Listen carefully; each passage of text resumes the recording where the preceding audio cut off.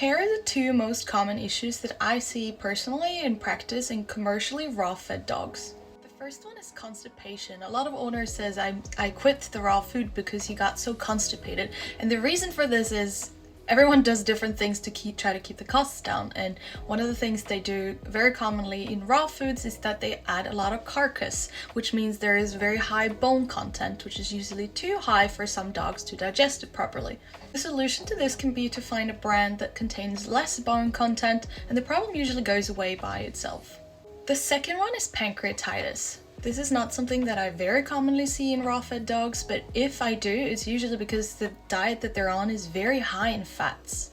So another thing that some companies do to try to keep the cost down is that they add a lot of fat, pork rinds for example, that are really high in fat. This is both to provide nutrients but also to keep the calorie count up. When you have guidelines that are adapted to ultra-processed foods, the caloric need is very, very high on quite a small volume of food, and the only way to do that really is to add high amounts of carbohydrates or fats. So that's why a lot of them turn to very high fat diets. Now, this doesn't mean that raw food is bad, it just means you need to find a better brand that might don't cut corners with their fat percentages.